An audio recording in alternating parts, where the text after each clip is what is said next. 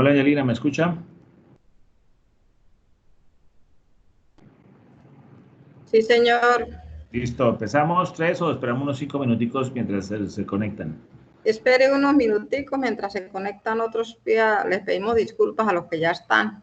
Ok, buenas tardes para todos, ¿cómo están? Mi nombre es León Ramiro Prato Franklin. Iniciaremos hoy el último tema del área financiera, contabilidad como herramienta gerencial, y veremos unos ejercicios de las fórmulas de los indicadores financieros de la semana pasada, hacerlo un poco más práctico. Siendo las 3, deberíamos arrancar ya, pero les ruego el favor de que aguantemos unos 4 o 5 minutos para ver si más personas logran conectarse. ¿Listo? Muchas gracias y ofrecemos disculpas a los puntuales. Pero 4 o 5 minuticos y arrancamos.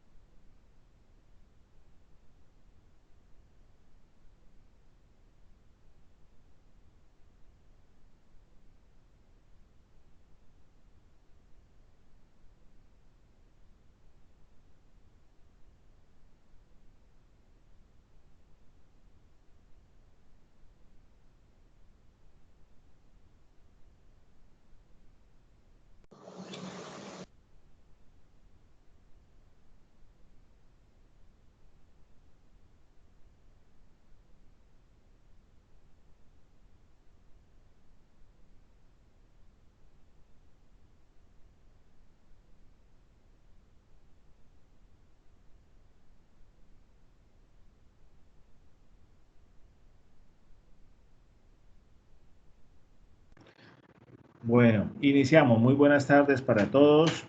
Bienvenidos al cuarto tema de conferencia del área de finanzas, que es el de la contabilidad como herramienta gerencial. Mi nombre, León Ramiro Prato Franklin, soy administrador de empresas, egresado de la Universidad Francisco de Paula de Santander, especialista en gerencia tributaria de la Universidad Libre Seccional Cúcuta. Ya, como les he comentado anteriormente, 8 años de experiencia como consultor externo de la Cámara de Comercio y durante 23 años asesor de empresas, especialmente microempresas y pequeñas empresas. Bueno, iniciemos. El objetivo del tema de hoy es mirar la importancia de la contabilidad, no como algo de que es un gasto porque hay que pagarle un contador o una contadora, sino que es algo que nos sirve para toma de decisiones, es una herramienta gerencial, debemos ver como tal. Infortunadamente no le hemos dado la importancia que se merece, la importancia que se requiere, y pues en la mayoría de las ocasiones solo llamamos al contador o la contadora solo para que nos haga el estado financiero cuando vamos a solicitar un crédito, como lo apuntamos en alguna anterior ocasión. Hoy vamos a ver cuáles son los beneficios, pero más importante de todo es que veamos los indicadores financieros, que la semana pasada hicimos solamente 2 casos muy chiquiticos. Hoy vamos a mirar los 13, tal vez 14 indicadores que hay y qué significa. Vamos a hacer un análisis bien interesante para que ustedes ya con ese conocimiento lo apliquen en sus respectivas empresas con su contador, contadora. ¿Listo? Entonces, iniciamos. Entonces, ¿cuáles son los objetivos? Básicamente es aprender sobre la preparación de los estados financieros. El último me interesa muchísimo. Y comprender la importancia de la información contable. Continúa. ¿Qué pasó? Porque no me mueve. Ya. Y el otro que me interesa es el último. Los dos últimos, perdón, conocer la información contable y financiera que hará su negocio y la manera de utilizarla, y aprender a leer, interpretar y efectuar un análisis financiero. O sea, hoy vamos a hacer básicamente en el análisis financiero. Esto que estoy pasando es carreta, no se preocupen. Esto, bueno, no es carreta, perdón, es normatividad, es importante, pero pues no la vamos a ver porque nos tomaría mucho tiempo. Pero igual ustedes van a tener todas las diapositivas completas. Seguimos en normatividad. Aquí están los principios de contabilidad general, pero pues este no es un curso de contabilidad como tal, sino vamos a verlo como herramienta financiera. ¿Listo? Ustedes, los que son nacidos para allá de 1990 hacia acá, no han escuchado mucho de los libros de contabilidad mínimos requeridos, porque pues ya el registro de lo mismo se hace, pero es básicamente libros electrónicos. Antes de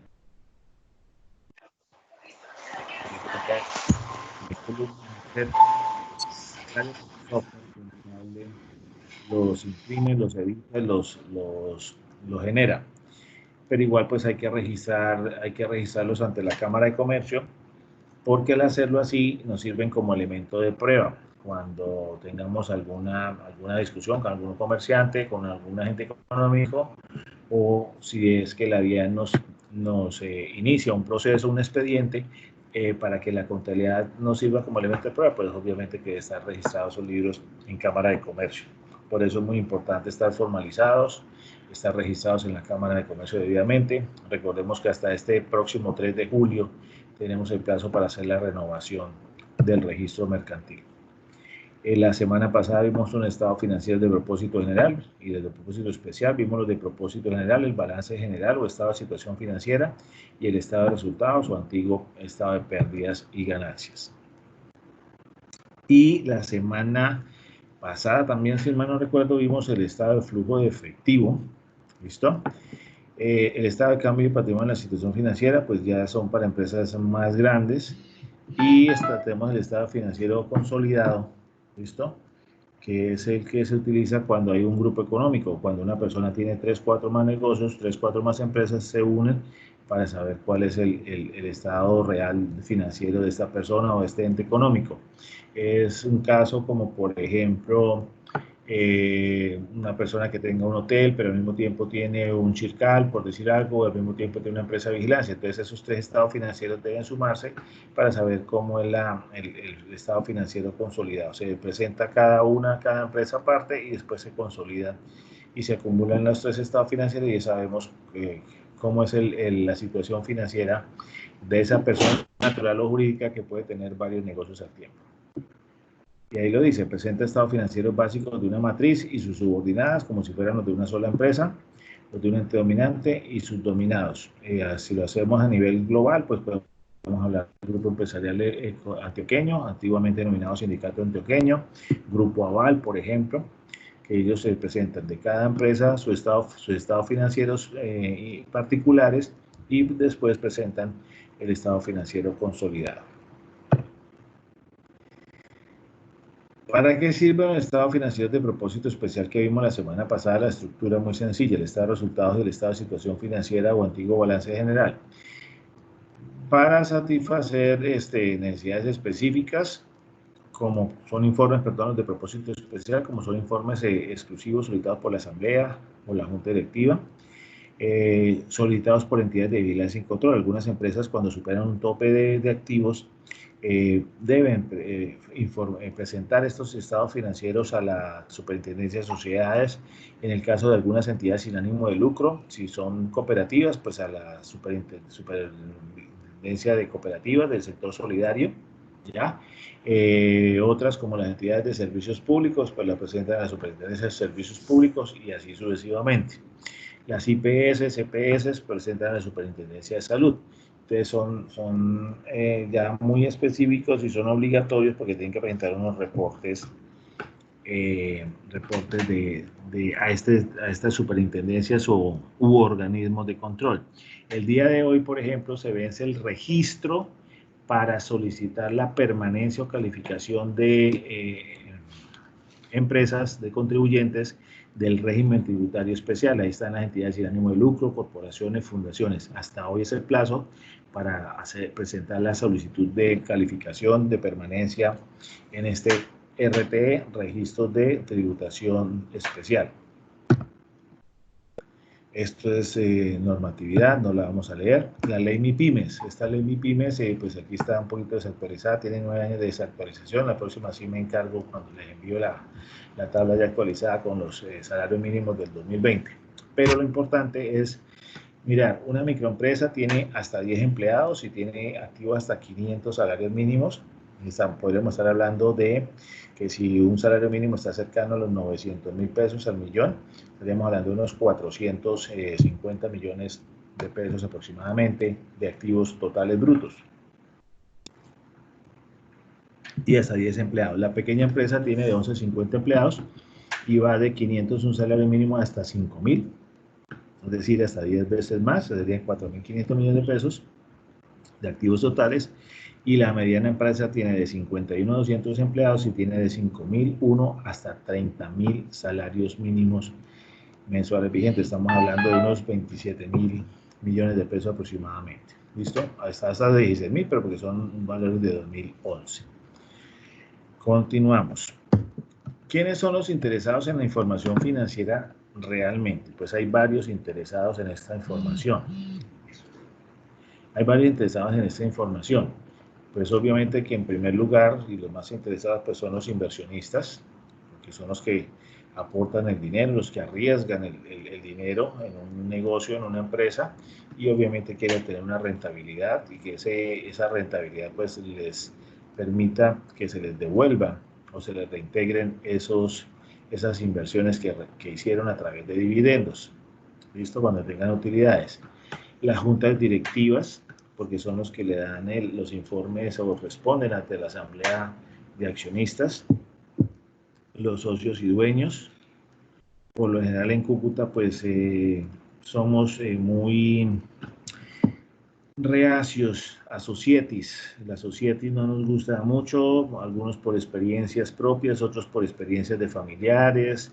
Entonces nos gusta es trabajar solos, si formamos las ASES solos, o nos quedamos como persona natural, pero solos, y somos muy reacios a crear sociedades. Entonces por eso es que aquí hay tantas SAS de un solo dueño, de único dueño.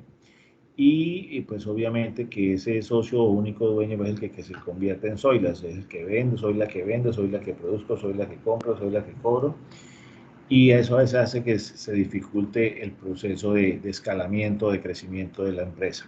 Los bancos, ¿por qué los bancos?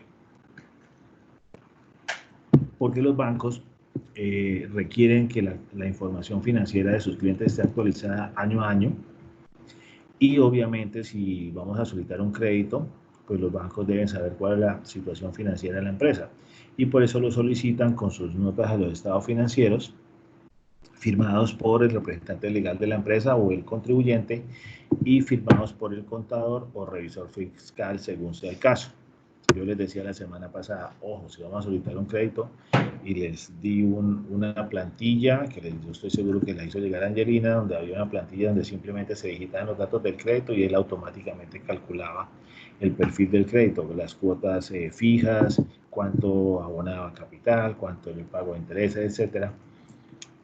Porque con esos estudios, si la cuota del crédito da 1.000.000 de pesos, el banco le va a exigir una liquidez mínimo de 3 millones, es decir, que tenga usted 3 veces libre lo que tiene que pagar de cuota, 1.000.000 de pesos. Porque los bancos siempre trabajan con el peor escenario financiero. Y ahorita estamos, o ahora en este momento, con esta coyuntura del COVID, ya han sido muy claros que es la peor recesión económica mundial desde 1819, 1820 aproximadamente, 1850, en donde muy pocos países, a excepción de Guyana, que pues por sus nuevos yacimientos petrolíferos va a tener crecimiento económico. Son muy pocos los países que van a tener este crecimiento, el resto en el mundo vamos a tener de crecimiento. Parece ser que Colombia va a ser de los menos afectados, Dios quiera que así sea. Los proveedores, ¿por qué proveedores? Porque a los proveedores les podemos estar solicitando créditos a 8 días, a 15 días, a 30 días. ¿Listo? Entonces los proveedores van a necesitar ver cuál es nuestra información financiera, cómo están conformados nuestros activos, nuestros pasivos, nuestro patrimonio, cómo son nuestros ingresos, cómo se comportan, cuáles son nuestros costos, cuáles son las utilidades que arrojamos, etcétera. Los clientes. Un cliente le interesa comprarle a empresas que sean rentables, que sean sólidas. En el mercado salen proveedores todos los días y eso mejora la competitividad y beneficia a los clientes, pero un cliente que ve que una empresa no tiene regularidad en el suministro en la oferta de sus productos, de sus servicios, pues le genera desconfianza y obviamente que el cliente no vuelve. ¿Listo? O sea, el eslogan de cliente satisfecho trae más clientes es muy cierto, pero un cliente no queda satisfecho es, por ejemplo, cuando su proveedor le dice, hombre, no tengo en este momento el producto, no le puedo prestar el servicio porque no tengo la capacidad para hacerlo, pues ya ese cliente se pierde. Es decir, ¿por qué? Porque no le estamos reflejando seriedad cuando él nos necesita. Los empleados, pues los empleados básicamente se utilizan, se interesan, y lo digo con profundo respeto, es cada quincena cuando les pagan la nómina, porque requieren que la nómina se las paguen cumplidamente. Y el Estado colombiano, pues obviamente porque todos debemos contribuir con las arcas del Estado a través de los impuestos, ya sean nacionales, municipales o departamentales, y a través de la declaración de rentas que hacemos esta situación. El balance general ya lo habíamos visto la semana pasada, simplemente se los recuerdo que está conformado por los 3 grandes bloques que son el activo, los pasivos. Los activos es lo que yo tengo, el pasivo es lo que debo y el patrimonio es lo que me resta. Al total de activos menos el total de los pasivos, yo se los resto y me da el patrimonio, que es lo que realmente es mío o de la empresa. No el matrimonio, porque es el patrimonio. ¿Listos? Bueno, ahora, en el estado de resultados, que también les di otro modelo muy sencillo bajo NIF, que lo vamos a ver también hoy. Entonces decíamos que a las ventas le restábamos los costos y los gastos y nos daba la utilidad operacional, y que a esa utilidad operacional le sumábamos otros ingresos como rendimientos financieros y le restábamos otros ingresos y nos daba el resultado del periodo. Ahí está, antes de impuestos. Después le calculamos los impuestos con lo que contribuimos, que actualmente la tasa para el año 2020 ya está en disminuye al 32%, para este año grabable 2020 disminuyó el 30%, la tasa de impuestos sobre la renta para personas jurídicas, y a ese resultado periodo le aplicamos el 30% y nos da el impuesto a pagar. Y después nos queda la utilidad neta. Ahorita vamos a hacer un ejercicio. Vamos ya al ejercicio práctico. Hoy, cero carreta y más acción a través de números, y vamos a ver cómo se crean esos estados aspectos. yo recuerdo que les dije que tomaran una foto a estos indicadores financieros. Si hay alguien que no le tomó la foto, no la tiene, tome la foto en el celular o grábela, no sé, hágale un capture o un imprimir de pantalla, porque esos son los que vamos a ver uno por uno,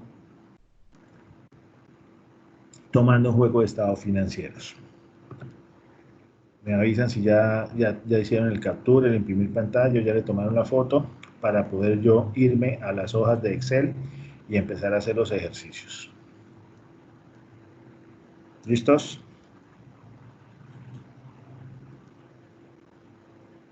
Bueno, entonces iniciamos. Voy a dejar de todas formas abierta la presentación y vamos a ver entonces los estados financieros sobre los cuales vamos a trabajar el día de hoy.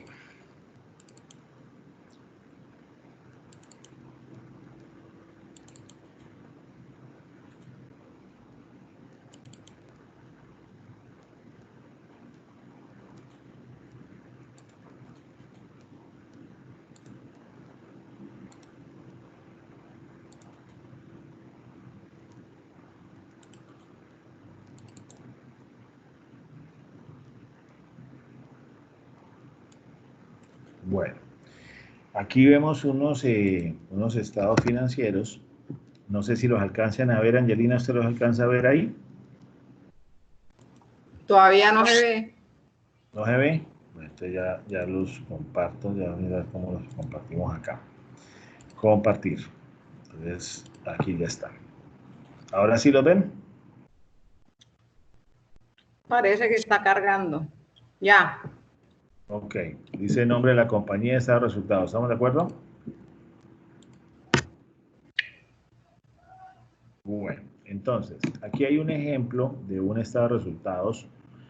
Entonces dice, pues el año está en XX, por supuesto, las cifras están en miles. Y esta es una estructura muy sencilla. Dice, los ingresos operacionales, que están con unas ventas brutas de 600 millones de pesos, entendámoslo como que están miles, y a esos ingresos operacionales usted le resta las devoluciones y rebajas en ventas, que son 25 millones, y le quedan unas ventas netas, que aquí las estoy viendo, de 575.000. Ahí incluso ustedes pueden ver la fórmula que está en la celda. ¿Listo? Y después viene el costo de ventas. Esa es una metodología que es con base en la técnica del juego de inventarios. ¿Cómo se calcula ese costo de venta? Entonces, vamos a hacerlo paso a paso. La empresa tenía un inventario inicial de 0, o sea, no tenía inventario. Pero le sumamos las compras brutas, que fueron de 320 millones de pesos. Le restamos las devoluciones en compras porque no era el producto que habíamos pedido, la mercancía venía defectuosa, qué sé yo, o nos llegó fuera de tiempo, entonces la devolvimos, no la recibimos. ¿Listo? Le sumamos los gastos incidentales en compras. ¿Qué es un gasto incidental en compra?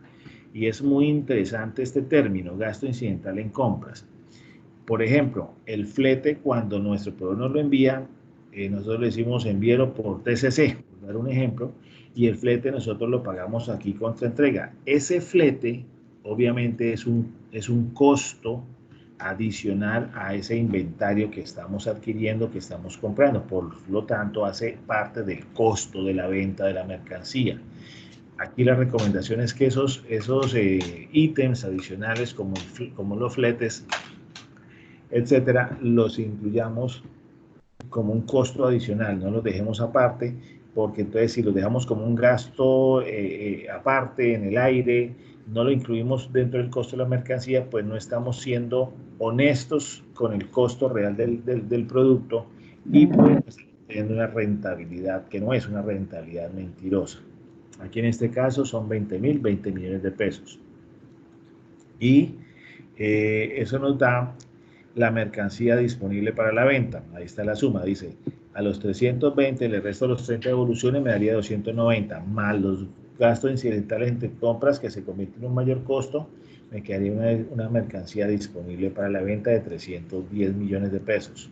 Pero a esa mercancía le resto el inventario final que hice a 31 de diciembre de ese año, vamos a suponer que es 2019, que nos arrojó un inventario final de 80 millones, inventario físico contra inventario del sistema contable, y me dice que a los 310 de la mercancía disponible para la venta, menos el inventario final 80, me da un costo de ventas de 230 millones de pesos bajo la metodología del juego de inventarios. Aquí lo voy a colocar, combinar, centrar, y lo voy a colocar aquí, juego de inventarios.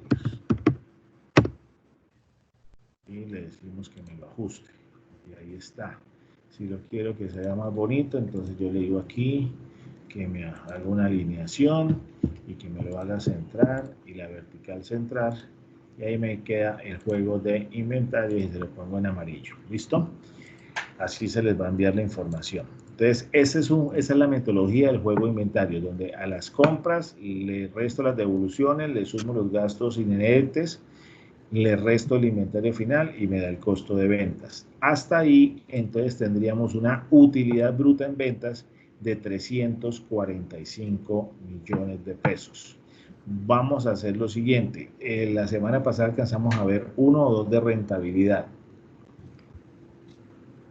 Entonces voy a hacer aquí una operación muy sencilla. Le digo, a esos 345 mil pesos que me da utilidad bruta en ventas, lo divido entre las ventas netas, ese valor, y ese valor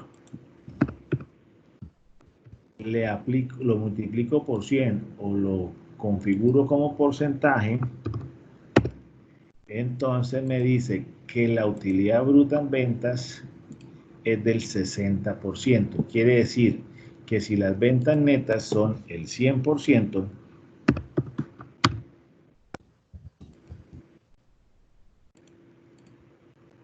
si las ventas netas son el 100%,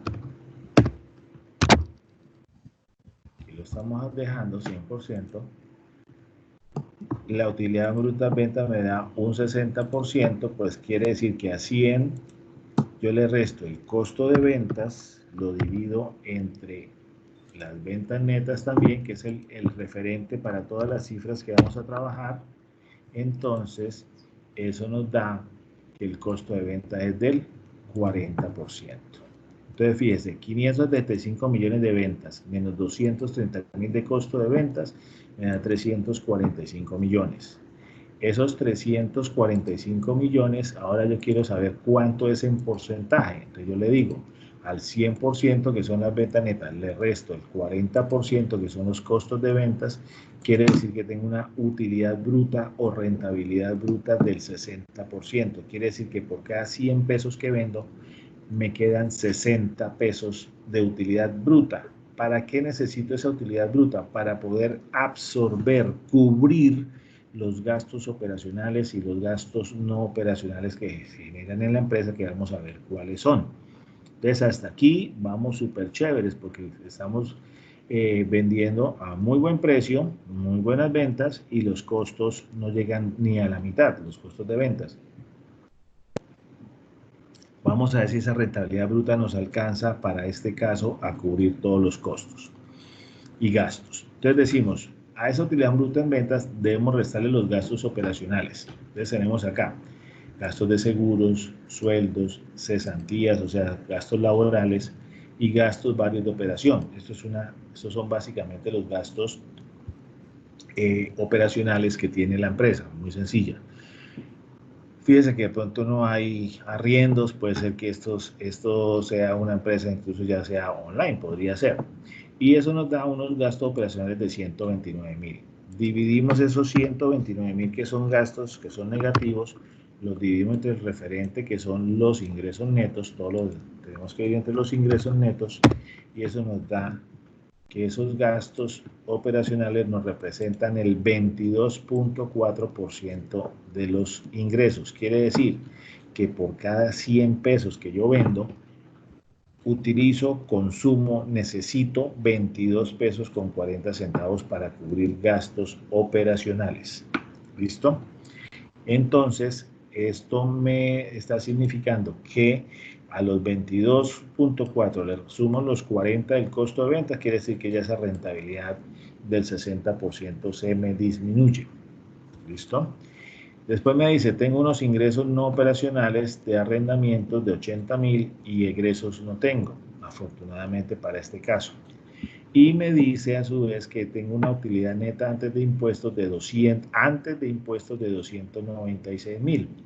Entonces, ¿qué hago? Pues simplemente yo digo, quiero saber cuál era mi rentabilidad antes de impuestos. Entonces le digo, a los 296.000 lo divido nuevamente entre el referente, que son los ingresos netos o ventas netas, y eso me genera una rentabilidad antes de impuestos del 51.5%. ¿Por qué me mejoró si tuve unos gastos de 216.000? Porque me facilitó, me mejoró, porque tuvo unos ingresos no operacionales de arrendamientos de 80.000. Es decir, tengo un activo fijo y lo arrendé. Al arrendarlo, pues me genera un ingreso. Al generarme un ingreso, pues me genera la utilidad antes de impuestos. ¿Listo? Aquí está firma de contador revisor fiscal, pero vamos a hacer lo siguiente. Antes del contador revisor fiscal y al representante legal le vamos a incluir unas líneas y le vamos a calcular la provisión de impuesto o el gasto por impuesto de renta. Entonces le decimos gasto de renta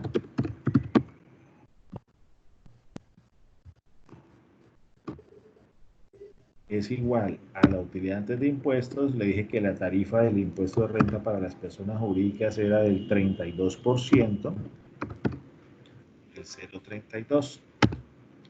Y quiere decir que tengo que pagar un impuesto de renta de 94.720 pesos.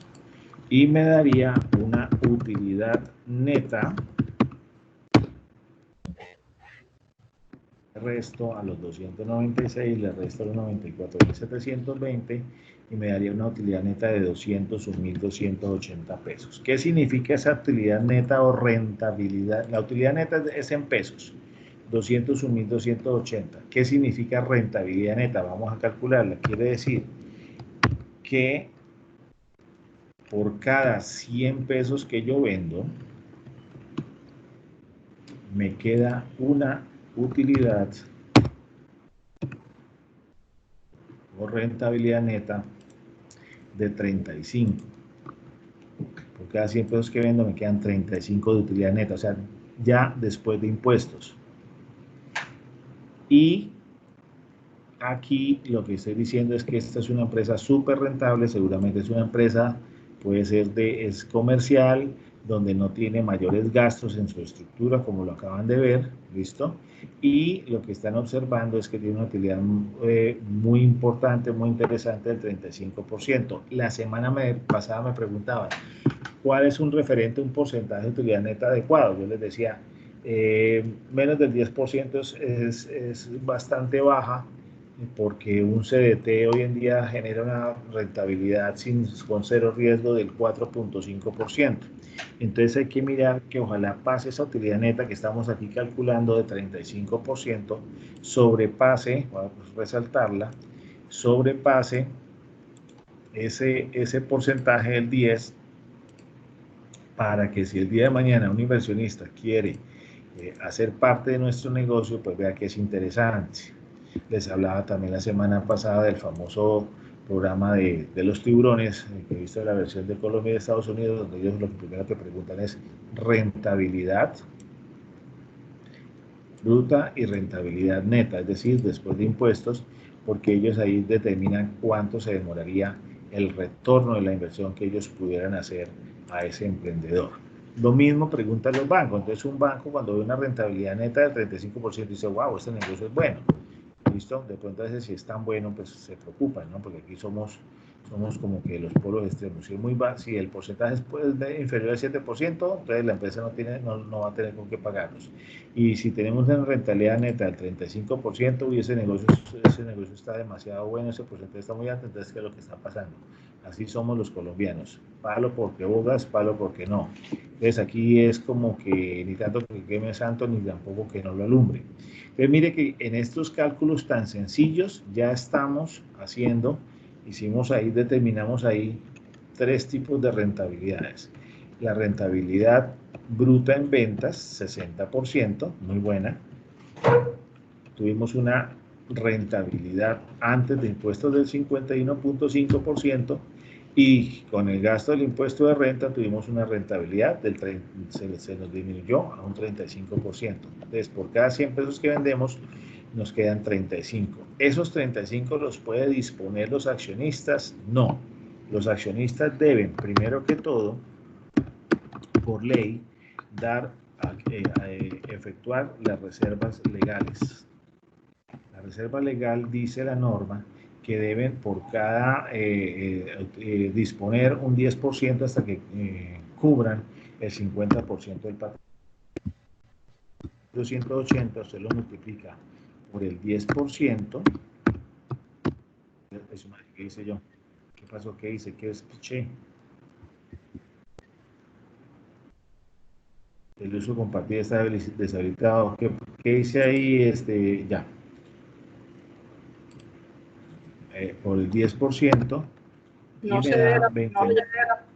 No se ve, entonces pero lo comparto. Es que algo despiché alguna tecla y entonces no. Ya. ¿Ahora sí la ven? ya. Listo. Entonces a las reservas legales le aplico el 10% de la utilidad neta. Le resto si hay otro tipo de reservas estatutarias especiales o extralegales, se llaman en algunos casos. No le llaman extralegales, reservas extralegales o ya específicas de la organización. Vamos a suponer que en este caso no tenemos, y entonces cuando le restamos esas reservas legales y extralegales, entonces ahí sí nos queda la UADA, que es la utilidad disposición de los accionistas. Es decir, de este dinero es del que se pueden distribuir los accionistas. Y decir en la asamblea de accionistas, decirles, bueno, señores miembros de la junta directiva, señor gerente, representante legal, necesitamos que usted nos distribuya dividendos porque necesitamos recuperar la inversión que hicimos hace un año, hace 2 años, qué sé yo. Entonces, por favor, de esta utilidad de disposición de los accionistas, que es de 181.152 pesos o millones, porque decimos que está expresado el estado financiero en miles, entonces decimos que la utilidad de disposición de los accionistas en términos porcentuales, comparándolo con las ventas netas, otra vez lo dimos entre J11, por 100, entonces nos da un porcentaje del 32%, del 31.5% para ser más específicos. Y ahí sí entonces decimos, nos reunimos en la asamblea de accionistas, decimos esos 181 millones de pesos, ¿cómo los vamos a distribuir? Alguien puede decir, hombre, no, tenemos que dejar un componente para hacer nuevas inversiones, para que el negocio se expanda, para que el negocio crezca, entonces no saquemos el dinero porque después van a pedir otra vez aporte de capital, solamente distribuyamos el 50%, 90 millones, y el resto sí lo dejamos ahí en el patrimonio para efecto de incrementarlo y hacer más fuerte la empresa. ¿Listo? Esto es una forma muy sencilla, mire, de cómo con una operación matemática muy sencilla de dividir, de sumas, restas, divisiones y multiplicaciones, ya estamos haciendo, calculando los indicadores y estamos haciendo un análisis financiero muy sencillo. Entonces, vuelvo al principio. Voy a hacer las veces de analista de una entidad financiera. Entonces, digo, esta empresa vende 575 millones en el año 2019, de los cuales su costo de venta representa el 40% y le da una rentabilidad bruta del 60%. Por cada 100 pesos tiene una rentabilidad de 60 pesos. Hasta ahí va muy bien. Su infraestructura es sencilla porque solamente tiene unos gastos de seguros, unos gastos de nómina de 90 millones y unos gastos varios de operación de 15, y sus gastos Administrativos operacionales solo representan el 22.4% del total de las ventas. Entonces, digamos que todavía tiene una rentabilidad interesante. Y aparte de eso, esta persona tiene un inmueble, o puede ser un vehículo de transporte de carga que sabemos, y por ese arrendamiento genera 80 millones de ingresos. ¿Listo? Lo cual significa que le arroja una utilidad de impuestos de 296.000, que equivale al 51.5% de las ventas. Muy buena la rentabilidad. Le calcula el gasto del impuesto de renta, que dijimos que era del 32% de la tarifa de impuesto de renta de personas jurídicas, aquí lo estamos colocando, 32%, y nos da 94.720 pesos, ¿ok? Y nos da una utilidad neta de 201.280, que equivalen al 35% de los ingresos. Es decir, que nuestra rentabilidad es que por cada 100 pesos que vendemos obtenemos una rentabilidad neta del 35%. Restamos las reservas legales, restamos las reservas extralegales y nos da la aguada utilidad a disposición de los accionistas por 181.152 pesos. Quiere decir que por cada 100 pesos que vendemos, nuestros accionistas pueden disponer de 31 pesos con 50 centavos. Buenísimo. Ojalá todas las empresas rentaran a esa tasa, a ese margen, a ese porcentaje. Pero pues por obvias razones, por la coyuntura actual, si logramos, y les decía yo el año pasado a la persona que me hizo la pregunta de cuál era el porcentaje mínimo especial ideal, si este año logramos estar por encima del punto de equilibrio, aleluya, bienvenida sea lo que venga, porque los pronósticos están de una contracción del Producto Interno Bruto, una contracción de la economía que puede estar cercano al 2 o al 3%. Aunque para el próximo año se prevé en crecimiento, pero centrémonos en este año por el momento, porque digamos que todo depende de que no haya un incremento en el número de contagios, que en Bogotá y en las otras ciudades no se sature las UCIs, que ojalá que la alcaldesa de Bogotá no le dé por aplicar otra vez cuarentena total, porque eso sí sería nefasto para la economía nacional, porque muchos de nuestros proveedores de los empresarios acá de Cúcuta son de Bogotá. Entonces imagínense, no llega mercancía, no llega la materia prima. Entonces sería la verdad catastrófico donde se hiciera una cuarentena otra vez total, un encierro total, y sería muy perjudicial no solo para Cúcuta, sino para todo el país, porque si bien es cierto, tenemos que cuidarnos y cuidar la salud física, también debemos cuidar la salud económica. Esas van de la mano y no podemos, ninguna es excluyente. Si alguien tiene hasta aquí una inquietud para que la quiera plasmar de una vez en el chat, la vamos de una vez resolviendo. No sé, Angelina, si alguien tenga alguna consulta, la haya planteado en el chat.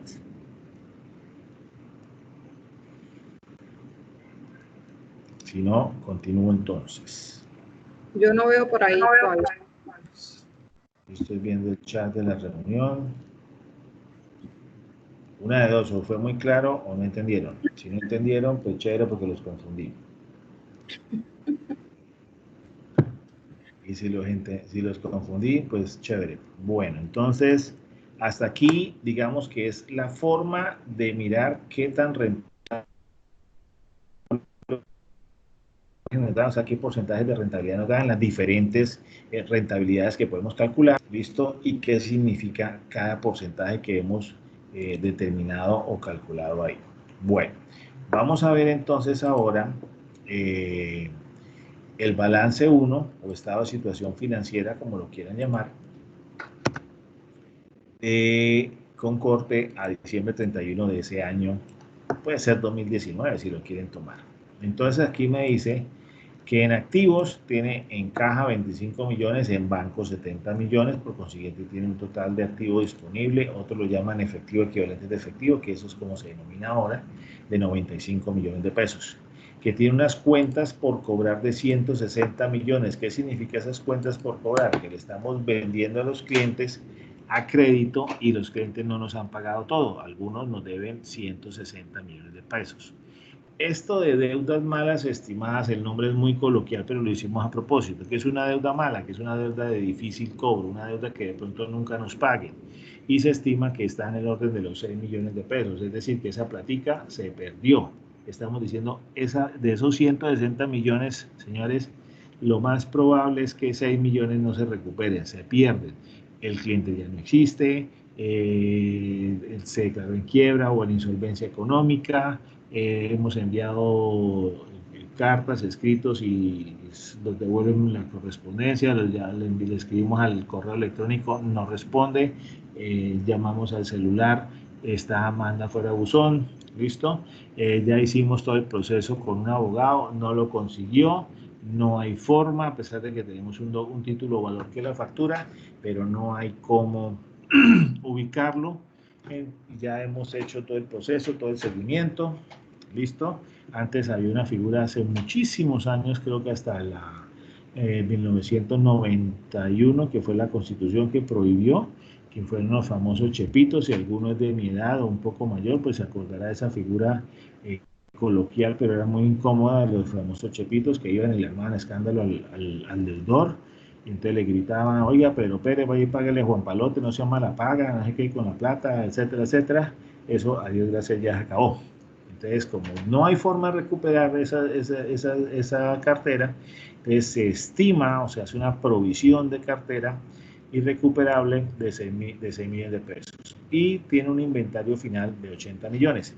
Acuérdense que ese inventario final de 80, pues obviamente coincide con el costo de venta bajo la tecnología de juego inventario, donde aquí tenemos un inventario final de 80 millones de pesos. Entonces, mire que están concatenadas, las cifras tienen que estar muy bien sustentadas, argumentadas, justificadas, porque son estados financieros que están unidos. Yo recuerdo que en la universidad nos decían que el estado financiero PIG, en ese entonces era pérdidas y ganancias, nada tenía que ver con el balance general. Hoy en día, estado de situación financiera.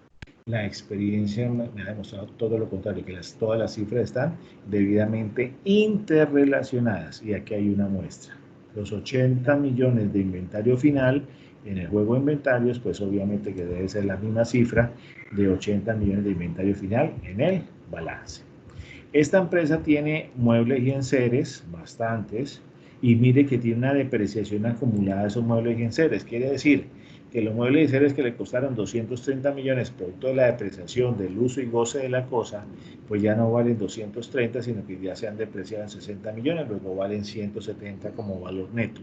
Que el vehículo de reparto, mire, tiene un vehículo de reparto, o sea, tiene un vehículo donde distribuirle y entregarle los pedidos a los clientes, vale 350 millones de pesos, ¿sí? Puede ser una flota, 2, 3 vehículos, qué sé yo, y tiene una depreciación acumulada de 180 millones de pesos. Esos vehículos por lo general se deprecian a 5 años, 10 años.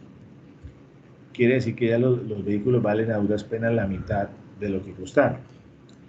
El edificio, mire, tiene un edificio de 900.000, ese es el que seguramente arrienda, que le generó ingresos por arrendamientos de 80 millones de pesos, y de ese edificio ya se ha depreciado en 324.000, ¿listo? O sea, en los edificios hoy en día están casi que se deprecian a una tasa de 40 años casi, de acuerdo a las normas internacionales de información financiera.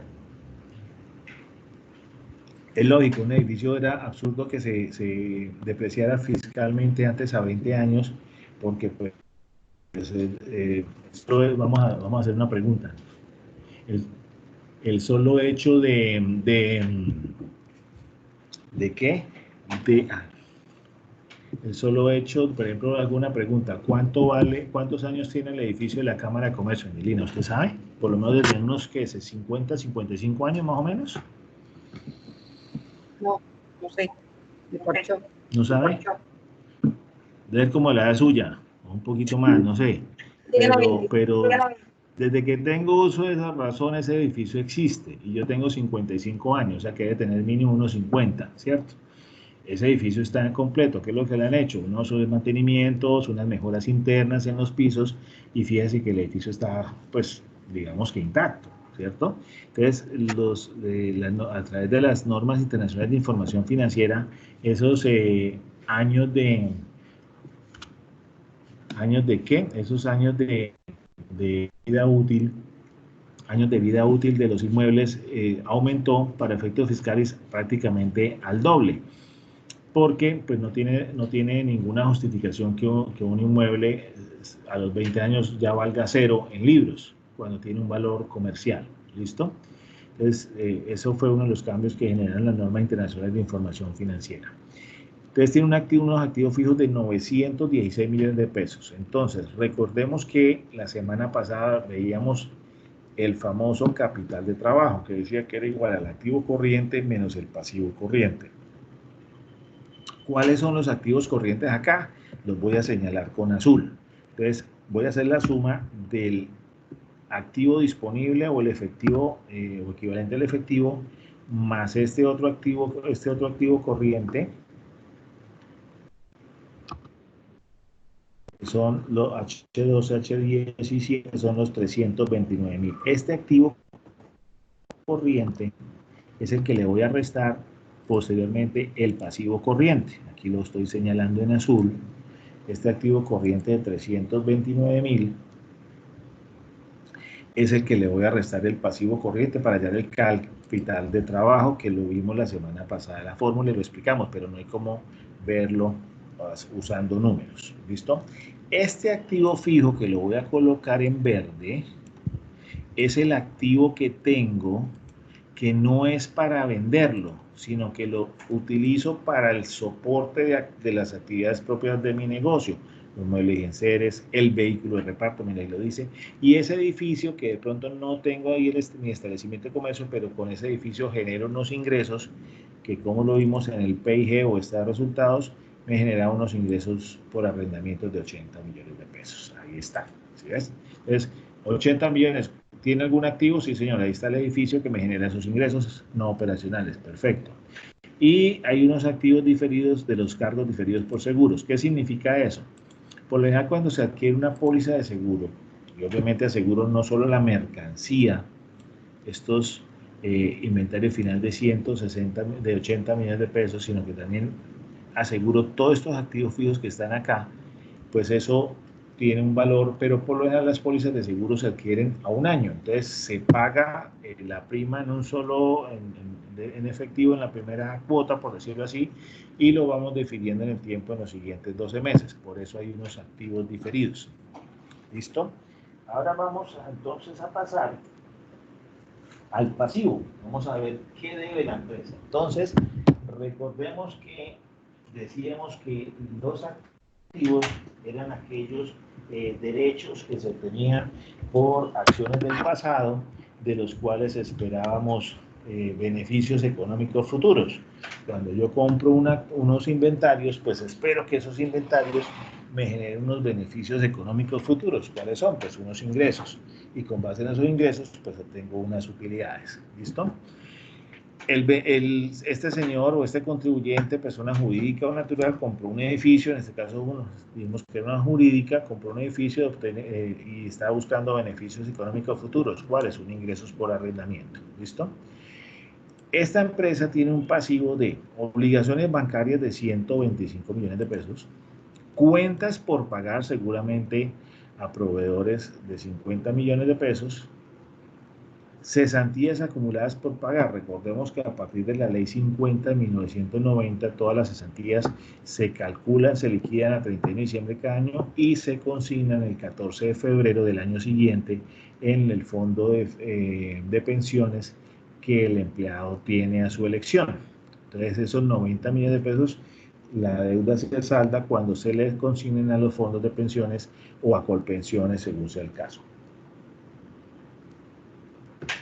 Y tiene un arrendamiento recibido por anticipado de 100 millones de pesos. Quiere decir que los 80 millones son los ingresos netos reales y él recibió un arrendamiento recibido por anticipado de 100 millones. Quiere decir que él recibió la plata, pero el cliente, el arrendatario, todavía puede disponer de ese bien inmueble porque le pagó anticipadamente, vamos a decir que 2 cuotas de 50, 2 meses de 50 millones cada uno, y por eso se convierte en un pasivo, porque el arrendatario todavía tiene derecho al uso y goce de la cosa por 2 meses más, vamos a suponer.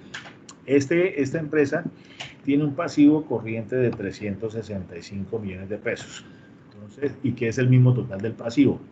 Lo voy a colocar en rojo, porque como es pasivo, por aquello que tengo saldo en rojo, les voy a colocarlo en rojo, 365 millones de pesos. Entonces, vamos a calcular de una vez el capital de trabajo de esta empresa. Entonces, capital de trabajo, lo vamos a colocar. Capital de trabajo que vimos la semana pasada, y si ustedes tomaron la foto a los indicadores financieros que les dije que la tomara, entonces me dice que es igual a los activos corrientes menos el pasivo corriente. Y recordemos que activo corriente, aquí tienen que decir activo corriente menos el pasivo corriente. ¿Listo? Entonces, recordemos que cuando hablamos de corriente es que la empresa, estos activos corrientes, estos 329.000 que lo conforman, estos que estoy señalando, son los que la empresa genera convertir en efectivo en un plazo máximo de 3 meses. Obviamente que caja y bancos pues son disponibles, o efectivo o equivalentes al efectivo. Y estas cuentas por cobrar y este inventario final, ojalá que en un plazo máximo, no mayor o máximo, no mayor de 3 meses, se los convierta en efectivo, es decir, que ese inventario lo venda, y que esas cuentas por cobrar las haga efectivas, que los clientes me paguen, a excepción de esos millones de pesos que considero que no me los van a pagar, que se perdieron. ¿Listo? Entonces, yo le di, y el pasivo corriente es el que en un plazo de 3 meses se convierten en efectivo, en salida, en ingresos, ¿cierto? Y entonces, porque por ejemplo, mire, las cesantías acumuladas al 31 de diciembre hay que pagarlas al 14 de febrero siguiente, es decir, a los 44 días. Las cuentas por pagar, pues yo creo que ningún proveedor se va a aguantar que nosotros le quedamos debiendo durante 90 días el pago del pedido. Las obligaciones bancarias, si las tasamos el crédito que se había que pagarlas mensualmente, pues hay que pagarlas mensualmente. ¿Listo? Entonces calculamos capital de trabajo es igual al activo corriente menos el pasivo corriente. Entonces aplicamos la fórmula, le decimos el activo corriente, 329.000, menos el pasivo corriente, 365.000. Quiere decir que tenemos un activo corriente negativo de 36.000 pesos. ¿Será bueno o será malo? Debería ser el activo corriente mayor que el pasivo corriente, es decir, que la operación de esa resta debería ser mayor que cero. Aquí está dando menor que cero. Vamos a mirar qué es lo que pasa, si es bueno o si es malo. Resulta que no es tan malo. Les voy a explicar por qué.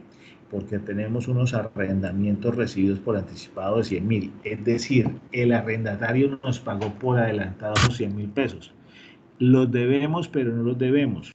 Debemos en el sentido de que si equivalen a 2 meses de arriendo, pues simplemente ese señor arrendatario está 2 meses más y después nos puede estar entregando el inmueble, ¿cierto? Luego, es decir, esa plata no tendríamos que devolverla. Entonces, si a ese pasivo corriente le restamos los 100.000, pues el pasivo corriente serían 265, y ahí sí el capital de trabajo nos daría positivo en unos 64.000 pesos aproximadamente. Entonces fíjese que no es solamente la cifra fría, sino que hay que mirar qué compone cada elemento. Entonces aquí estoy haciendo un análisis de cuál es el pasivo corriente. Entonces, obligaciones bancarias hay que pagarlas, por supuesto.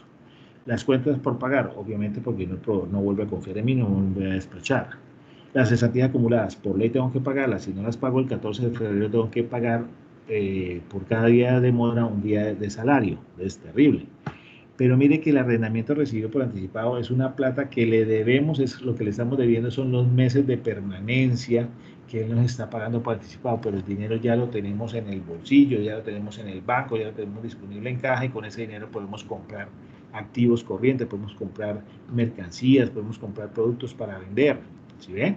Podemos pagar nómina, etcétera, qué sé yo. Entonces, fíjese que ahí este 36.000 pesos, que es negativo porque es aplicar la fórmula, yo le digo al pasivo corriente no le tenga en cuenta los 100.000 porque simplemente es esperar que este señor se esté los 2 o 3 meses que me pagó por adelantado y entonces ese capital de trabajo nos puede dar positivo. ¿Cómo nos da positivo? Entonces yo simplemente le digo, no voy a tener en cuenta el arrendamiento, entonces le digo que eso es igual a los 329.000 y solamente en el pasivo voy a sumar lo correspondiente a estos 3 ítems. Fíjese que nos da un capital de trabajo ahora sí positivo de 64.000. Entonces no es solamente hacer un análisis frío de las cifras, de los números, sino saber interpretarlo y de dónde vienen, por qué me salen esas cifras, por qué me arroja esos resultados. Esa es la función que hace un analista financiero. ¿Ok? Y yo les decía el ejemplo, si el analista financiero los llama a ustedes y le pregunta por qué necesitan pidiendo prestados 20 millones de pesos, ¿para qué lo necesitan? Segundo, ¿por qué el capital de trabajo le da 36 millones de pesos negativo? Si lo respondemos, habría que preguntarle al contador o a la contadora que hicieron que hizo los estados financieros, pues obviamente que es muy probable que nos rechacen la solicitud de crédito. Pero si tenemos esta información, sabemos de dónde salen estas cifras, de dónde salen estos indicadores financieros y podemos analizar y podemos dar un argumento, pues obviamente vamos a demostrarle a ese analista financiero que sí conocemos la empresa y que sí sabemos lo que estamos firmando. Ese era un ejemplo muy sencillo que quería que ustedes vieran, mire, con unas cifras muy básicas, pero para que ustedes vean la utilidad de manejar los indicadores financieros. Y estamos hablando, solamente hemos hablado de 3 de rentabilidad, bruta, operacional, neta y después de impuestos, bueno, 4, y ahorita el capital de trabajo. Y mire tan sencillo que es hacerlo, ¿sí ve? Entonces no se necesita hacer un PhD, magíster, especialista en finanzas, ni que no, es mirar la fórmula y saber qué significa cada indicador financiero y cómo lo obtengo, cómo lo logré. Lo más importante, de dónde surgen las cifras. Pero para eso yo debo sentarme con mi contador, con mi contadora, cada mes, o lo que le estoy diciendo, cada mes, y hacer una revisión de mi situación financiera real de la empresa. Hacer un análisis financiero con mi contador, con mi contadora. Ojalá que incluso ni siquiera sea en Excel, sino sea con calculadora, papel y lápiz y empecemos a analizar los primeros 6 meses de aquí en adelante qué está ocurriendo con la empresa. Y hacerlo mes y acumulado. Es decir, estamos hoy es 30 de junio, fin de mes. Es decir, que ojalá que el 7, 8, máximo 10 de julio, es decir, de este viernes en 8, si no estoy mal, nos sentemos con nuestro contador, contadora, digamos, muéstrame los estados financieros de junio, de junio 1 a junio 30 y el acumulado de enero 1 a junio 30 y hagamos unos indicadores financieros para ambos cortes, para saber cómo nos fue en el mes y para saber cómo vamos en el año acumulado. Porque de nada nos sirve que en febrero 15 del 2021 hagamos análisis a 31 de diciembre del 2020. Ya perdimos el año. Ya de nada nos sirve saber que perdimos 100 millones, 80 millones o que estuvimos en punto de equilibrio. Ya de nada nos sirve. Tenemos que hacerlo mes a mes, reitero, mes y acumulado para saber cómo va la empresa, cómo va nuestro negocio, ¿cierto? Y poder tomar medidas. Por eso el tema de hoy es contabilidad como herramienta gerencial. Decisiones en el momento adecuado y para tomar decisiones obviamente adecuadas. Pero la contabilidad debe ser sana, limpia, no puede ser de mentiras. Entonces hay que empezar a revisar qué información contable es la que estamos recibiendo, qué información contable nos están suministrando, pero más importante aún, ¿estamos siendo honestos con nosotros mismos en la información financiera? Por eso les preguntaba, si usted trabaja 100% en su empresa, ¿cuánto le cuesta a usted a su empresa? ¿Usted ha designado un sueldo? ¿O está más o menos un mínimo, pero no sabemos si es un mínimo mensual, un mínimo semanal, un mínimo quincenal o un mínimo diario lo que le estamos sacando a la empresa? Perdónenme la expresión tan brusca de sacando a la empresa, pero es que como somos los dueños, podemos hacer con nuestra empresa lo que queramos y la manejamos como si fuera la tienda. No, la empresa hay que manejarla con criterio empresarial, porque es una empresa. Y si queremos verla crecer, tenemos que hacerlo con criterio empresarial, no con el criterio de que como yo soy el dueño, hago lo que quiera. ¿Listos? Hasta aquí, capital de trabajo. Una forma muy sencilla, y mire, obtuvimos dos resultados prácticamente con las mismas cifras, con las mismas partidas, solo que hicimos un análisis más profundo y dijimos, los arriendos recibidos por anticipado son un pasivo contablemente, pero ese dinero ya lo recibimos y al contrario lo podemos utilizar para capital de trabajo, es decir, para comprar inventario, para pagar nóminas, para pagar incluso las cuotas de las obligaciones bancarias. Lo que tenemos que esperar es que el arrendatario consuma el tiempo que está pagando, los meses que está pagando anticipadamente. Y entonces ahí sí el capital de trabajo nos da 64 millones de pesos. Ahí donde debemos decirle, por ejemplo, al contador, mire, el capital de trabajo nos daría 36 millones negativos, pero como es un efectivo que recibimos por anticipado, ya podemos hacer uso de él, el capital de trabajo por consiguiente no va a ser negativo, sino por consiguiente, si por el contrario es positivo de 64 millones de pesos. Vamos a quedarnos en este estado de situación financiera o balance general, como lo quieren llamar, y vamos a calcular otros indicadores que están ahí en las fórmulas. ¿Listo? Entonces decimos, patrimonio. Entonces recordemos la fórmula que decía que activo total menos pasivo total era igual al patrimonio. Entonces decimos, tenemos un activo total, aquí lo voy a resaltar, negrilla, ¿y qué pasó?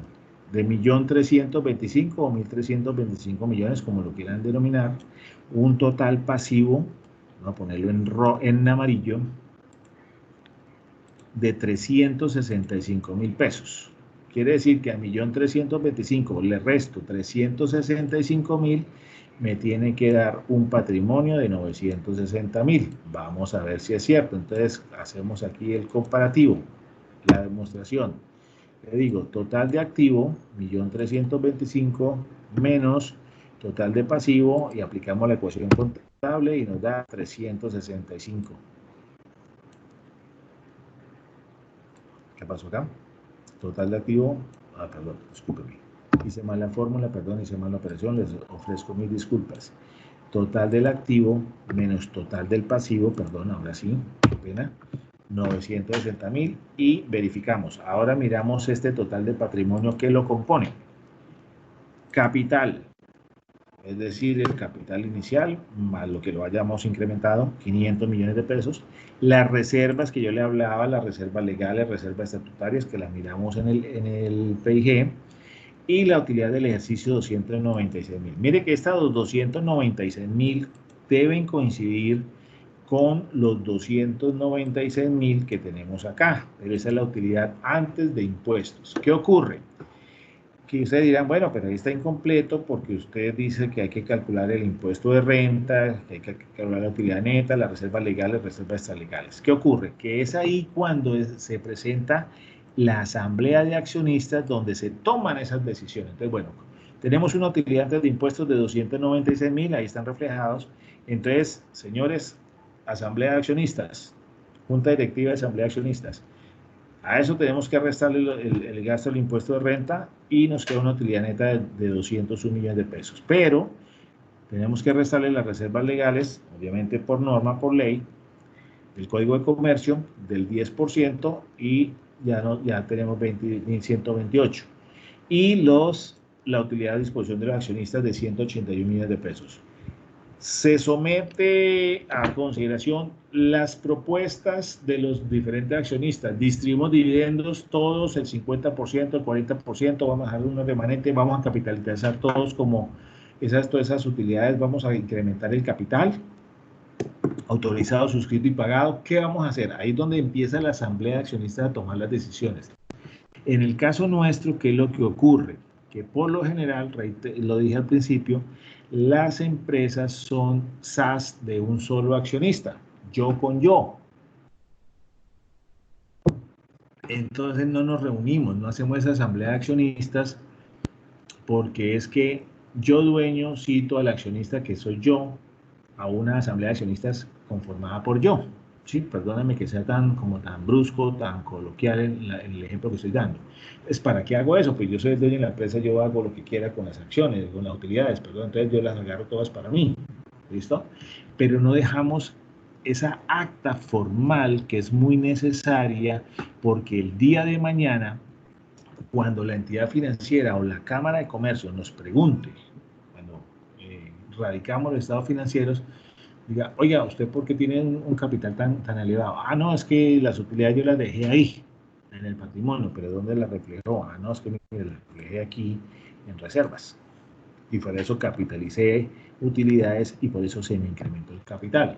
Ah, está fortaleciendo patrimonialmente la empresa, pero eso no lo hacemos.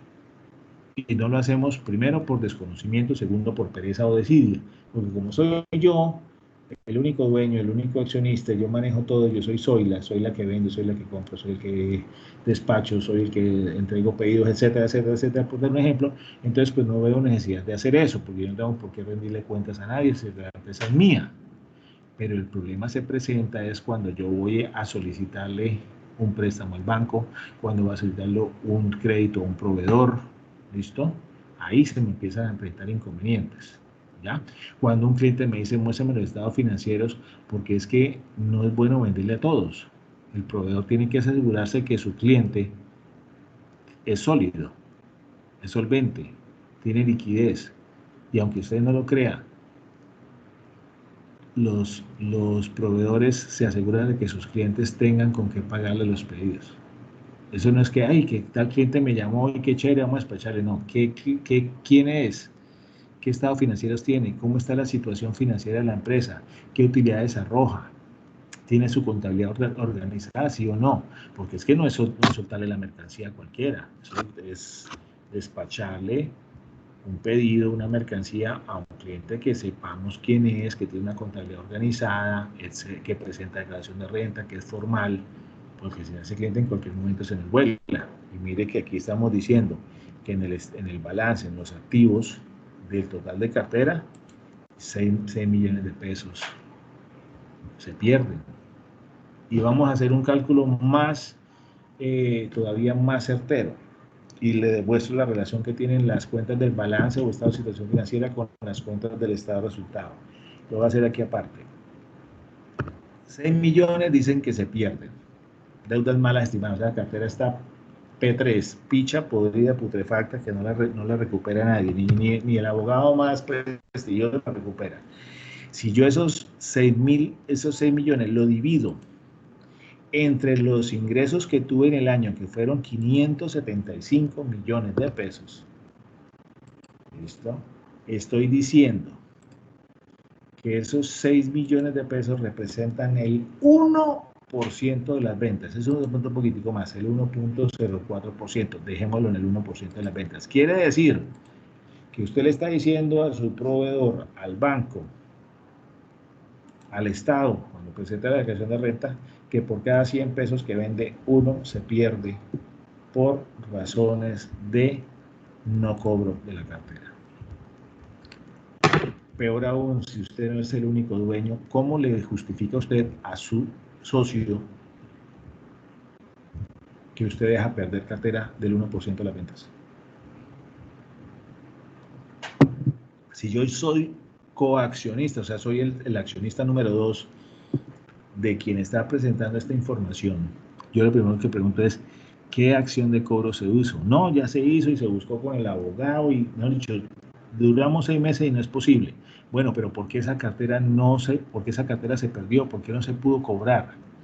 Ah, no, es que el cliente no es tan bueno, pero bueno, ¿quién tomó la decisión de soltarle mercancía a ese cliente?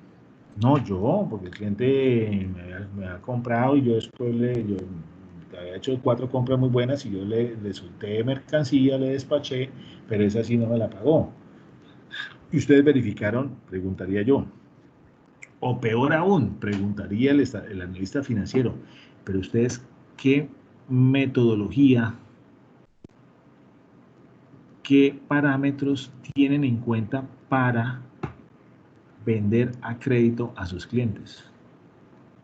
No, pues si el cliente tiene un comportamiento de pago más o menos, de que paga los 15, 20 días, 30 días, pues nosotros le soltamos mercancía, le despachamos mercancía. Ok, perfecto. Pero sus clientes, ¿cómo hacen ustedes? ¿Qué conocimiento tienen de sus clientes? ¿Qué documentación le piden? No, no, no, no, nosotros no le pedimos ninguna información grave. Porque usted tiene que saber quiénes son sus clientes, con qué entidades financieras trabajan, si han sido cumplidos en los pagos de las obligaciones financieras, con qué otros proveedores trabajan y preguntarle a esos otros proveedores, hombre, este señor Pedro Pérez, identificado con NIT tal, ¿les ha comprado a ustedes? Sí, claro, hace 2 años, ¿les paga cumplidamente? Sí, pero a veces se demora 15 a 20 días, pero sí, está bien, paga cumplidamente, ¿sí? Otro proveedor le diga, no, me tocó dejar de despacharle porque eso me pagaba cada 120 días. Entonces lo que está haciendo es que está saltando de un proveedor a otro. Entonces mucho cuidado con eso, por eso les repito, es muy importante que ustedes vean la contabilidad no como el gasto de pagarle a una persona, hombre, mujer, contador o contadora, unos honorarios fijos y lo ven como un simple gasto. No, hay que mirar qué información financiera tenemos. Si no tenemos, empecemos a construirla, por favor. Empecemos a armar esos estados financieros para saber cómo estamos hoy. Este balance es una foto de hoy de esta empresa. Bueno, a 31 de diciembre de 2019, como lo quieran hacer, puede ser a 30 de junio del 2020 incluso, pero es saber cómo estamos. Si no tenemos ese estado financiero, si no llevamos contabilidad, empecemos a armar los estados financieros. Tenemos que solicitar la ayuda de una persona experta, contador, contadora. Segundo, vamos a decirle a ese señor contador, contadora, que dentro de los honorarios vamos a hacer un ejercicio mensual de hacer revisión de todos los meses, cómo nos fue en el mes y cómo vamos en el acumulado del año. Con el debido respeto les digo, no pretendan que con horarios de 200.000, de 150.000, de 100.000 o de peor de 50.000 pesos el contable haga eso, porque sería muy regalado si lo hiciera. Porque esto es un ejercicio que hay que hacerlo al principio, ojalá como digo todos los meses, bien seguidito, pero con una persona que nos ayude, nos guíe, nos direccione. Tampoco vayamos al extremo, ya 4 meses, yo ya sé finanzas, entonces ya necesito el contador. Vaya, y yo llevo, hago todas las cuentas, yo hago el análisis financiero solito, entonces si le pagaba 300.000 o 500.000, entonces ahora le bajo los honorarios porque ya el análisis financiero lo hago yo solo. No, reitero, primero que todo, veamos la contabilidad como lo que es, una herramienta gerencial. Segundo, ¿para qué nos sirve? Para calcular indicadores financieros. ¿Y para qué nos sirven los indicadores financieros? Para saber cómo está nuestra empresa. ¿Y de qué nos sirve saber cómo está nuestra empresa? Para tomar decisiones. ¿Para qué? Para mejorar la empresa, para hacerla crecer, para que si está en negativo, pues que ese negativo no sea tan drástico, y si está negativo podemos verlo positivo, pues si estamos en positivo con utilidades, que podamos crecer, porque las empresas nacen es para crecer, como el ser humano, como los seres animales, como los vegetales, para crecer, con la gran diferencia que los animales, los seres vivos, humanos, animales, vegetales, nacen, crecen, se reproducen y mueren. Las empresas no deben morir. Las empresas deben seguir increciendo. Por eso nos alegra cuando escuchamos empresas de 50 años, 70 años, 100 años. La Cámara de Comercio es una empresa y tiene, creo que se creó en 1918, si más no estoy, por ahí, creo que estamos cerca de los 100 años, si es que ya no los cumplimos, pero que siga fuerte, para que siga prestando servicios a los inscritos, a los registrados y a los matriculados y a los afiliados. Vamos ahora a ver aquí, mire, grave, esta empresa tiene unas deudas estimadas malas o de dudoso difícil cobro, digamos de difícil cobro del 1%, quiere decir que del total de ventas, el 1% se pierde, o sea, esa platica se perdió. El 1% es muchísima plata hoy en día. Si la rentabilidad fuera del 10%, imaginen cómo quedaría. Primero es que hay 9 porque ese flujo efectivo se perdió. Y con eso dejamos de pagar pasivos, con eso dejamos de pagar gastos. Entonces, mucho cuidado porque eso hay que tener control. Yo les decía la semana pasada cuando vimos el estado de flujo efectivo, si hacemos una proyección del flujo de caja a 6 meses y prevemos que en noviembre vamos a tener flujo de caja negativo, pues miremos a ver cómo podemos hacer que ese flujo de caja no se quede negativo, sino que obviamente por lo menos quede en cero o positivo. Nos están debiendo los clientes, hace cuánto que no nos paga, el cliente A, el cliente B, el cliente C no está pagando cumplidamente.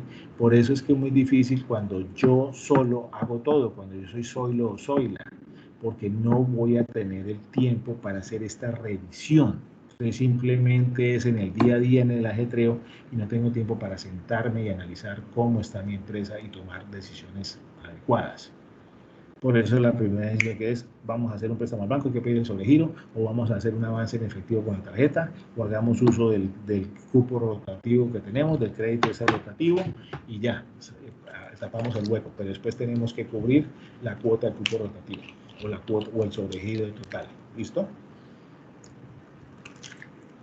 Entonces, para eso son esos indicadores financieros, para utilizarlos, aplicarlos en nuestros estados financieros y hacer los cálculos respectivos. Vamos a mirar, ahí en los indicadores financieros hay uno que es el índice de liquidez. Y acuérdense que hicimos un cálculo de la prueba ASIA. ¿Se acuerdan de la prueba ASIA que le decíamos que al activo corriente le restábamos los inventarios? Vamos a aplicarlo. Entonces, liquidez. Índice de liquidez, si mal no recuerdo, si la memoria no me falla, dice que es igual al activo corriente que está por aquí por el pasivo corriente.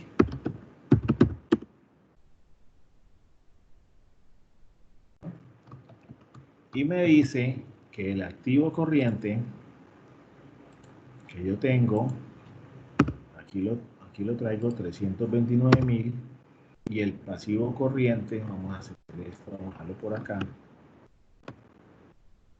y el pasivo corriente,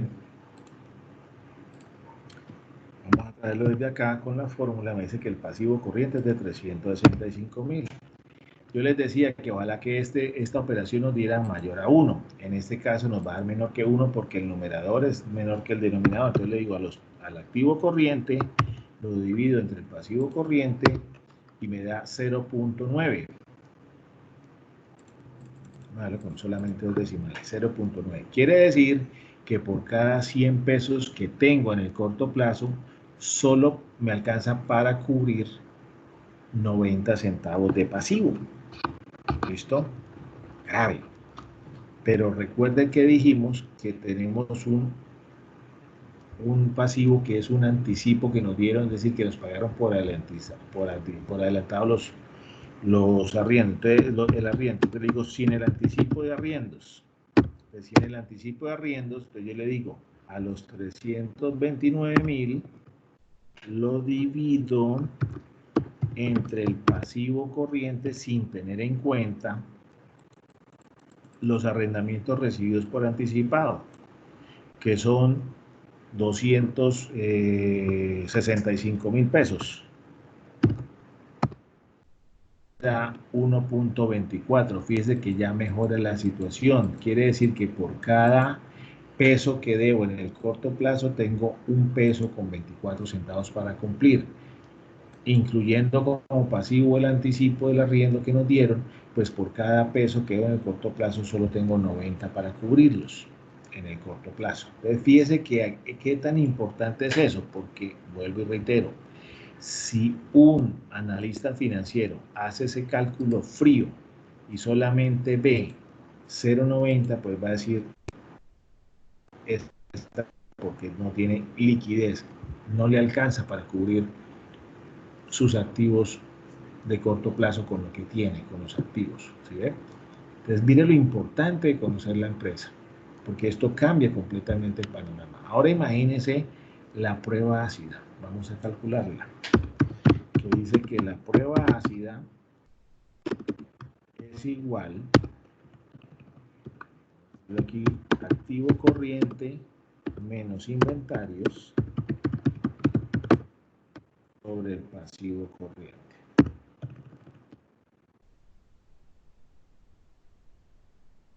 Y recuerde que decíamos prueba ciega porque le restamos el inventario. Entonces decimos, al activo corriente, que son 329, le resto los inventarios que me da 80 y me da 249. Y le divido entre los 365, pues peor. Quiere decir que la relación es igual sobre el 68. Quiere decir que por cada 100 pesos que veo en el corto plazo solo tengo 68 centavos para cubrir los pasivos de corto plazo. Pero si no tengo en cuenta como pasivo el arriendo anticipado que me pagaron, entonces yo digo, a estos 249,000 los divido entre la suma de los pasivos que realmente van a ser exigibles. Cuentas por pagar, obligaciones bancarias y cesantías acumuladas, que son un hecho que hay que devolver esa plata. Ahí mire que ya nos cambia, ya nos da 0.94 aproximadamente. Entonces estamos diciendo, por cada 100 pesos que doy en el corto plazo, tengo 94 pesos para cumplir. Ah, ok, pero sigue siendo por debajo de 1, sí, pero porque le estoy restando el inventario. Y resulta que el inventario yo no debería restárselo, señor analista financiero. Si es que estoy hablando con un analista financiero, no debería restárselo, aquí se lo dejo en negrilla, no debería restárselo porque ese inventario yo lo que hago es que lo roto, es decir, compro y vendo, compro y vendo, compro y vendo, o compro materia prima, produzco y vendo, ¿cierto? Un producto terminado, entonces el inventario no debería restarlo. Entonces fíjese que no estoy tan mal con la prueba ácida porque estoy casi igual a 1. ¿Okay? Pero tengo argumentos técnicos financieros para en algún momento determinado discutirlos, en el buen sentido de la palabra, por supuesto, debatirlos, en el buen sentido de la palabra, por supuesto, con ese analista financiero, con ese gerente de banco, para decirle, mire, el análisis que usted está haciendo es muy frío, el análisis que yo tengo es porque yo sí conozco mi empresa y esta información, estos estados financieros están firmados no solo por mí, sino por mi contador o mi contadora y por mi revisor fiscal o mi revisora fiscal, que con ellos hago el ejercicio de hacerle seguimiento financiero a mi empresa todos los meses, del mes y del acumulado. Entonces, fíjese que eso se demuestra una seguridad, un conocimiento de la empresa que va a generar una mayor tranquilidad en el sistema financiero. Y el sistema financiero en este momento, por las condiciones obvias de la coyuntura, el sistema financiero está muy arisco, muy renuente a prestar dinero. Y todos nos disgustamos y hasta los insultamos. ¿Qué tal estos bellacos, desgraciados? El Estado les da una garantía del 90%. Y resulta que todavía no sueltan la plata, no prestan el dinero, no desembolsan los créditos que estamos solicitando. Sí, pero hay que tener en cuenta que si nosotros no cumplimos con esos créditos, la entidad financiera, a pesar de que tiene un aval del gobierno del 90%, igual, si el cliente no paga, igual la entidad financiera tendría que responderle al Estado en un momento determinado. Entonces también debemos ser un consciente. No estoy defendiendo a nadie, por favor no se vayan a disgustar conmigo, simplemente tengan en cuenta lo que yo les estoy diciendo. Y simplemente tengamos en cuenta, por favor, reitero, no me generen polémica, no se disgusten conmigo, yo no soy banquero, ni mucho menos, sino que tengamos en cuenta que así como nuestra empresa es un negocio que debe generar rentabilidad, que debe generar utilidades, los bancos también son negocio y también deben generar rentabilidad, también deben generar utilidades. Entonces hay que ser conscientes de eso y a nadie le gusta perder. Seamos claros, a nadie le gusta perder. El que trabaja para perder, bueno, pues o es muy buena gente, es una empresa de beneficencia, o es muy estúpido, muy tocho, por decirlo así, en forma coloquial cucuteña. ¿Listo? Entonces tengamos en cuenta todos esos factores y siempre que vayamos a solicitar un crédito al banco, créanme que buscan los analistas financieros perfiles, son muy certeros, muy matemáticos y muy fríos en los cálculos. Y son muy críticos. Entonces hay que estar preparados a una llamada de ese analista financiero porque ese ni siquiera nos conoce. Así como Hay Pedro Pérez en Cúcuta, puede estar haciendo el análisis de 30 Pedro Pérez a nivel nacional o a nivel de zona. Entonces tenemos que ser muy claros en eso, muy conscientes, y a veces nos disgustamos, pero ¿por qué el banco me devolvió? Si los estados financieros están bien hechos, lo hizo mi contador, lo hizo mi contadora. Hombre, de pronto las cifras no fueron las que consignaron, no fueron las mejores, no deja toda la realidad, o hay cosas que son inconsistentes, ¿sí? Entonces, por eso es que no busquemos al contador o contadora únicamente cuando tenemos que hacer la declaración de renta, cuando tenemos que hacer la información exógena, cuando el IVA, cuando la retención.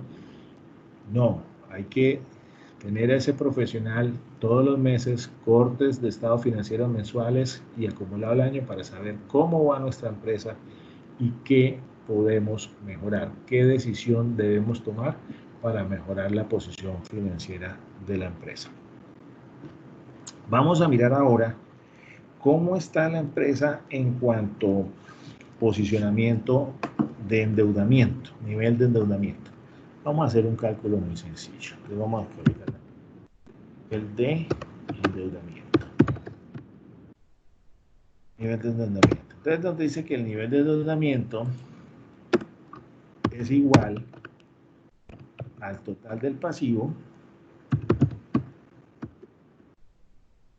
sobre total activo. ¿Cómo nos va con este indicador? Total pasivo es total de deudas.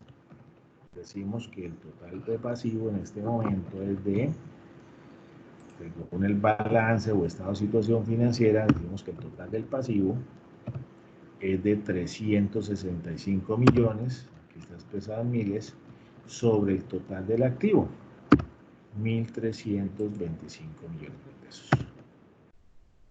Y decimos, el total del pasivo lo divido entre el total del activo, y ese sí lo expreso en decimales, quiere decir que es una empresa sólida. Solo de cada 100 pesos que tiene de activos, solo debe 27 pesos con 50 centavos a terceros. Chévere. Hasta ahí, bacano. Pero mire que sólida, pero no líquida. Pero sí es líquida si no tenemos en cuenta el anticipo de los arriendos como un pasivo. ¿Sí? ¿Y qué buscan los bancos? Solidez o liquidez.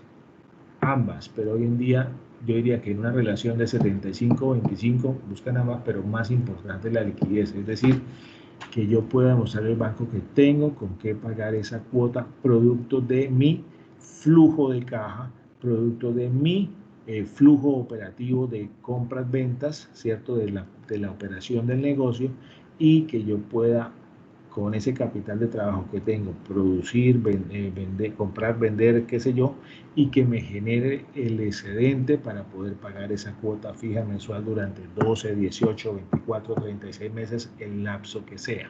¿Ok? Entonces fíjense que busca las dos. ¿Por qué? Porque es que eso es normal. Es que vamos a suponer que yo a cualquiera de ustedes les digo, oiga, hágame un favor, présteme 10 millones de pesos y yo después se los pago. Yo estoy seguro que por muy profesional que sea de la Cámara de Comercio, por muy asesor financiero, entre comillas, que sea de la Cámara de Comercio, lo primero que preguntar, primero que todo, su merced, ¿usted cómo me pagaría esa plata? ¿Qué garantías me daría? Hombre, usted me conoce, tranquilo, ofrezco, hágale, que usted sabe que yo le pago, ofrezco, usted me conoce, usted sabe quién soy yo. Eso no es ninguna garantía. Entonces a los bancos hay que ofrecerles garantías. Hay montos de créditos que no necesitan garantía, solamente la garantía personal. ¿Por qué? Porque el nivel del crédito no es muy alto, 5 millones, 8 millones, 10 millones, qué sé yo. Puede ser incluso algunos hasta 20, 30, 40, pero eso depende de la historia del cliente con la entidad financiera. El comportamiento, obviamente, de los pagos de los créditos, el movimiento que tiene en el banco. ¿Listo? Por eso le miran los extractos de los 3 últimos meses para saber cómo es ese movimiento. Por eso, otra recomendación, todo, por favor, así si venden en efectivo, consígnalo al banco. Ese cuentico chimbo de que como a mí me pagan en efectivo, yo ya le pago a mis proveedores efectivos y me ahorro el 4 por 1000. Esa es la decisión más no voy a ser tan drástico como siempre, pero esa es la decisión más equivocada que puede tomar un empresario. Hay que consignar todo. Uno, por control interno, para saber qué estoy haciendo con el dinero. Porque al hacer la consignación a mi cuenta bancaria, después con el extracto puedo ver qué dinero salieron, para dónde se fueron. O sea, control interno del flujo de caja, del flujo de efectivo que lo veíamos la semana pasada. Dos, para demostrarle al banco que tenemos movimiento. Pero si no le mostramos al banco movimiento, ¿cómo podemos esperar que el banco nos preste? Hombre, hay que ser consecuentes, hay que ser coherentes. ¿Listo? Y ese ahorro del 4 por 1000 es como decir el 0.4%. Sí, es como alguien diría, es como el matrimonio más necesario. Perdónenme, no quiero burlarme de los que están casados, ni me faltaba. Yo soy solterón. Pero es decirle al banco, mire banco, yo tengo estos movimientos. Todo el dinero que me consignan o que genero por venta, yo lo consigno. Y de ahí mismo saco para pagarle a mis proveedores a través de transferencias electrónicas, para pagarle a mis empleados a través de transferencias electrónicas. Y además, por normatividad tributaria, por favor, anoten esto y que no se nos olvide y pregúntele a su contador si yo estoy diciendo mentira. No me crean todo. Lo que yo digo aquí no es palabra de Dios, te la damos, Señor. Pregúntele a su contador, a su contadora. Se aceptan la DIAN para efectos fiscales, acepta como deducibles hasta 100 VTs de pagos en efectivos al año por tercero. Y 100 VTs hoy en día estamos hablando como de tal vez 5.600.000. No, mentiras, no, la VT está en 36.000 y pico, a su madre, no me acuerdo está la VT. Pongámosle que son 3.600.000 pesos al año, máximo. 3.600.000 al año son 120.000 pesos mensuales por tercero. Yo pregunto, un empleado cuánto nos cuesta mensualmente, alrededor de, con el subsidio de transporte, alrededor de 1 millón de pesos de egresos básicos, sin prestaciones sociales, ni nada, ni arandelas, ni seguridad social, ni demás. Es decir, que a ese señor le pagamos 3 sueldos y ya al cuarto la DIAN podría estar desconociendo ese pago. Si lo hacemos en efectivo, estoy siendo muy claro, si lo hacemos a través de transferencia electrónica, no. Y además, por control interno, sabemos que le estamos pagando cumplidamente la nómina. En caso de una discusión, le decimos, no señor, qué pena, aquí está la transferencia que le hice desde mi cuenta, desde la cuenta de la empresa, a su cuenta de ahorros, a su cuenta bancaria. Entonces ahí está el seguimiento, está la bitácora de los pagos que le hicimos y por consiguiente a usted no le debemos. ¿Sí ven? Entonces mire que por orden, por control interno, por supuesto, y por razones tributarias, es muy conveniente hacer que todo pase por el sistema financiero. Ahora, no sé si se los dije en anterior ocasión, con la facturación electrónica, que eso ya va para todos los responsables del IVA régimen común, o todos los responsables del IVA, o todos los responsables del impuesto al consumo, estoy hablando de restaurantes, bares, tabernas, discotecas, etcétera, están obligados a facturación electrónica. Mañana, 1 de julio, entran la gran códigos de actividades económicas que empiezan con 46, 47, 51, 52, qué sé yo. Un gran grupo empieza mañana. Los últimos empiezan en noviembre y diciembre de este año. ¿Qué implica la facturación electrónica? Que toda la factura que ustedes hagan, automáticamente la DIAN va a saber ustedes qué vendieron, qué facturaron, primero. Segundo, que la resolución del 5 de mayo de este año, que es la última resolución de facturación que expidió la DIAN, establece claramente que a medida que van pasando los años, se acepta un menor porcentaje de costos o gastos sin factura electrónica. Es decir, que la DIAN va a llegar un momento en que solamente me acepta hasta el 10% de mis costos o gastos de proveedores sin factura electrónica. Hágame el favor. Es decir, vamos a suponer en el caso de esta empresa que tuvo costos y gastos de 230 por aquí, 129 por aquí, estamos hablando de 359 millones de pesos. Mire, 230 más 129, perdón, me da 359, correcto. El 10% en el año 2022 implica que de esos 359.000 solo me aceptaría hasta 35.900.000 pesos en el año de proveedores que me vendan sin factura electrónica. Si los proveedores sin factura electrónica fueron 100 millones de pesos, me acepta como costo hasta 35.900. Los otros no me los tienen en cuenta para efecto de costo o gasto en la declaración de renta. Quiere decir que ese gasto o ese costo no lo podría reflejar en la declaración de renta y por consiguiente tendría que pagar mucho más impuesto sobre esos 64.900.000 o 64.100. A una tarifa del 32% estaría pagando alrededor de 20 millones de pesos más de impuestos. Fíjese lo grave que es ser olímpicos en el manejo del dinero y hacer todo en efectivo. No, todo hay que canalizarlo a través del sistema financiero. Los pagos a nuestros proveedores a través de los portales de las entidades financieras, porque para eso son, hacer los pagos electrónicos. Y lo más importante, cuando ya estemos obligados a facturar electrónicamente, le debemos exigir a nuestros proveedores que nos envíen factura electrónica, por favor. Mucho cuidado con eso. Ese era el tema que tenía hoy, con unos ejercicios muy sencillos. Obviamente que estos cálculos ustedes lo van a tener, esta plantilla en Excel, junto con otras más que les voy a enviar, como complemento para que vean la importancia de la contabilidad como una verdadera herramienta gerencial. No sé si tengan alguna inquietud al respecto. Si es así, entonces vamos a la pantalla y vamos al chat. No sé si tengan alguna inquietud. ¿Nos puede compartir el archivo Excel? Por favor, Marisol, claro que sí, para eso estamos. Angelina, le cedo el uso de la palabra.